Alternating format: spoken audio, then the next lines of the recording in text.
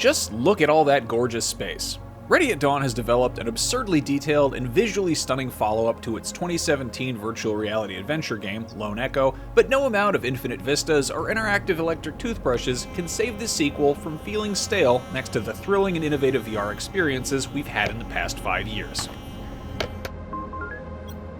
Liv, what is it? What's wrong? You know what? It's probably better if you just see it for yourself. This sequel carries on the story of the relationship between Captain Olivia Rhodes and her charming robot butler Jack. Who is Jack?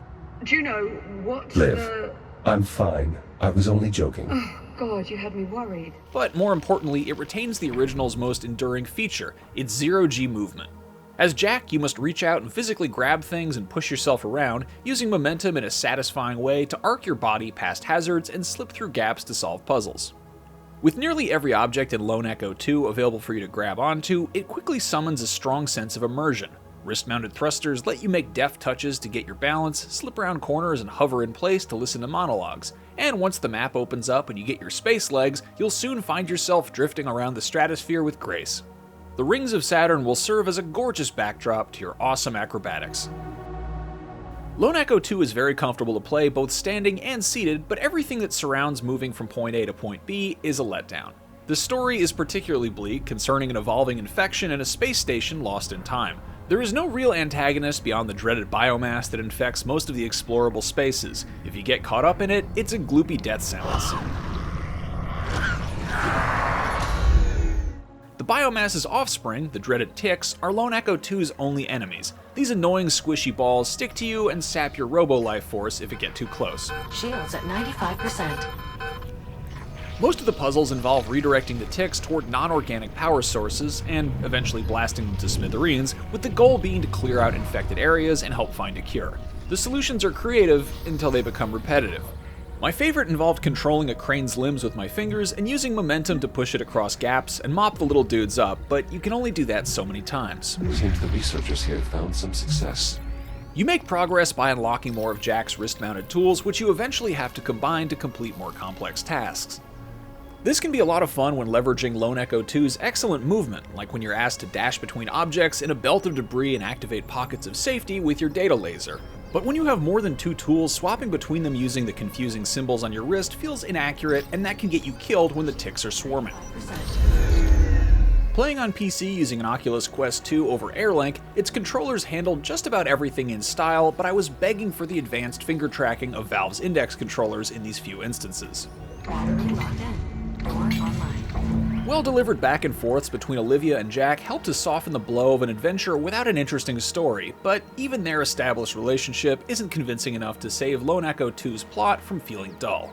Well, Jack, I'll say this. You certainly clean up nice. Thank you. It's clear that these two care deeply for each other, but it sorely lacks tension and development beyond a couple of perilous scenes. Jack's agreeable nature just slots in too nicely with Liv's bone-dry wit. The major emotional moments feel unearned as a result, and we're left to wonder if they really do need each other in the end. Thanks, Jack. That was too close. Of course, Liv. Lone Echo 2's story is at its best when you're in front of another character, especially when they're in an action sequence. However, most of the time you'll be studying their meticulous emotions while waiting for a conversation to finish or listening to them from afar over comms. Come on, Jack. You're wasting your time.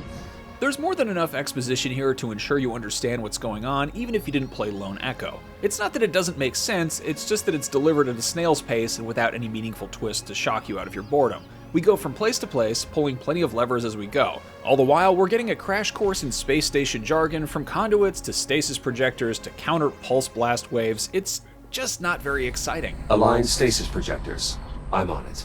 Lone Echo 2's major redeeming factor is how good it looks. Everything feels extremely fluid and looks incredible up close, even streaming over Airlink, and comfortably running with all settings at max. From the scratch marks on steel doors to the remarkable skin detail on characters' faces, Lone Echo 2 is a gawp-worthy experience. For perspective, it's no Half-Life Alyx, but how many games are? Suppose this is your first dance with VR and you're looking for a spectacle. In that case, Lone Echo 2 may delight you with its detail, animations, and effects, even if the environmental variety is a bit of a one-hit wonder. Seasoned VR users may appreciate the graphics, but will likely be yearning for something more mechanically innovative and storytelling with more nuance. Well, what do you think? Bit of a step up, wouldn't you say? Lone Echo 2's wickedly fun movement tech and decadent graphics help deliver an enjoyable space drama spectacle in VR, but beyond its looks and zero-G antics, there's very little to show up for due to a focus on repetitive and uninspired puzzle gameplay and a story that neither develops its characters significantly nor surprises. VR newcomers will rightfully be impressed by what it does well, but seasoned headset users should look for something with better pacing and meatier mechanics. For more VR, check out our review of Resident Evil 4 VR, and for everything else, stick with IGN.